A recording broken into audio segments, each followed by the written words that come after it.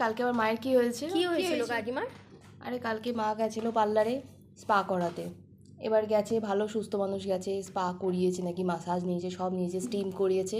তারপরে যখন ধুতে গেছে ওনাকে নামাচ্ছে, উনি আর কোনো কথা বলছে না, সেন্সলেস হয়ে গেছে। তারপর কি তো বুঝতে পারছেন। তারপর ওখান থেকে ফোন করলো, ফোন করে আমাদের ডাকা করলো, আমরা সবাই মিলে গেলাম, জল টল দিয়ে ঠিকঠাক করে তারপরে মাকে নিয়ে এলাম। এখন কেমন আছে? এখন মা ভালোই আছে, এখন আর কোনো অসুবিধা নেই। কিন্তু কেন হলো স্পা করানোর সময় কেন হলো এরকম সেটা বুঝতে পারছি না। কেন হলো সেটা ম্যামকে এবার আমাদেরকে জিজ্ঞাসা করতে হবে, কারণ আমরাও তো জানি না এরকম হয় বলে। হ্যাঁ সেটাই তো, যখন সব কিছু করানোর পরেও যখন লাস্টে যখন ধরতে গেল তখনই কেন এরকম হলো ওনার, এর আগে তো কোনো। তাহলে চলো ম্যামকে জিজ্ঞাসা করি। হ্যাঁ চলো জিজ্ঞাসা করি। ম্যাম আমাদের একটা কথা বলার ছিল।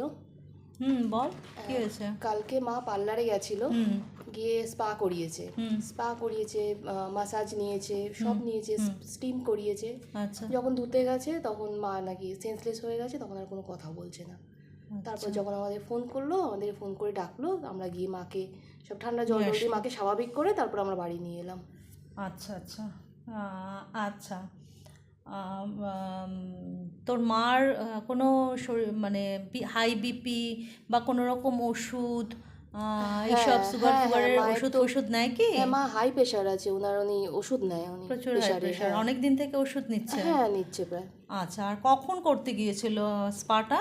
দুপুরেই গেছে। তাহলে মানে তো কালকে রোদও ছিল। হ্যাঁ কাল তো বেশ কড়া রোদ ছিল, গরম ছিল। আচ্ছা, ওখানে গিয়ে বলেছিল কি তোর মায়ের হাই প্রেশার আছে, যে তোরা কি জিজ্ঞাসা করেছিলি যে তোমরা জিজ্ঞাসা করেছো?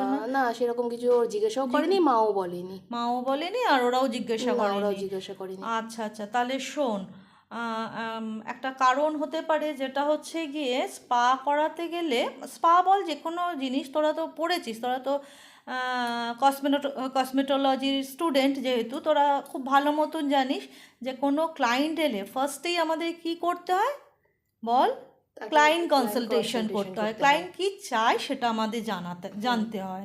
তারপর যেটা ক্লায়েন্ট জানালো, তারপরে আমাদের আর একটা দায়িত্ব এসে যায়, সেটা হচ্ছে কন্ট্রাইন্ডিকেশন বলতে তার কোনো শারীরিক অসুস্থতা আছে কি না, তার কোনো শরীর খারাপ আছে কি না, তার অ্যালার্জির ভাব আছে কি না, তিনি কীরকম ওষুধ নেন, কোনো মেটাল ইমপ্লিমেন্ট, কোনো মেটালিক কিছু বসানো, যেমন হচ্ছে প্রেসমেকার বা দাঁতের অনেক সময় দেখবি দাঁত মেটালিক কিছু থাকে, এরকম কিছু আছে কি না, এটাই তো কন্ট্রাইন্ডিকেশন, মানে তার কোনো অসুখ আছে কি না সেইগুলো আমরা জানতে চাই, তাই তো? তোদের তোটা শিখিয়েছি। তারপরে কি শিখিয়েছি? তারপরে প্যাচ টেস্ট।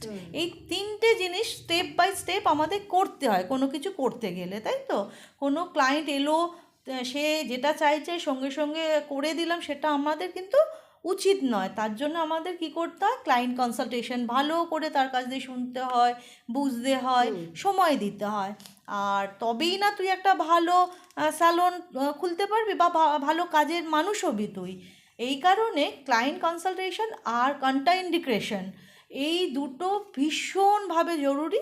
আর তারপর হচ্ছে যখন প্রোডাক্ট ব্যবহার করবি, যেটা অ্যালার্জি আছে কি না যদি জেনে থাকিস, তাহলে প্যাচ টেস্টটা আগে করিয়ে নিবি। তাহলে তোর মায়ের ব্যাপারটা হচ্ছে গিয়ে, যেহেতু স্পা করেছে, স্পা তো হেয়ার শ্যাপে করেছে, কিন্তু তারপর মাসাজ কোথায় দিয়েছে?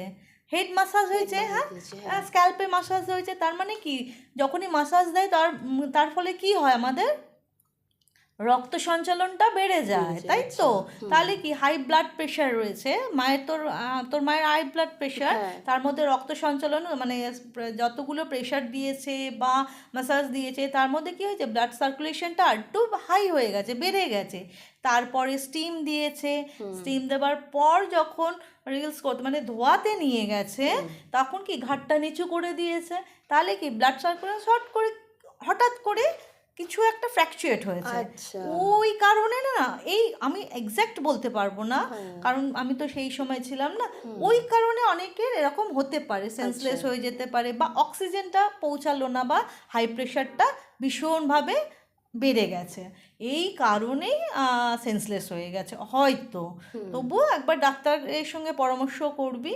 আর তোরা সব সময় মনে রাখবি যে ক্লায়েন্ট এলো, আমি ধপাং করে ধরলাম আর বসিয়ে দিলাম, কি করবি আয়, সেটা কখনো করবি না। তোরা যখন পাশ করে বেরোবি কসমেটোলজি, তার প্রথম কাজই হচ্ছে ক্লায়েন্ট কনসালটেশন, কন্ট্রাইন্ডিকেশন, প্যাচ টেস্ট, তবে গিয়ে কাজ শুরু করবি, ঠিক আছে?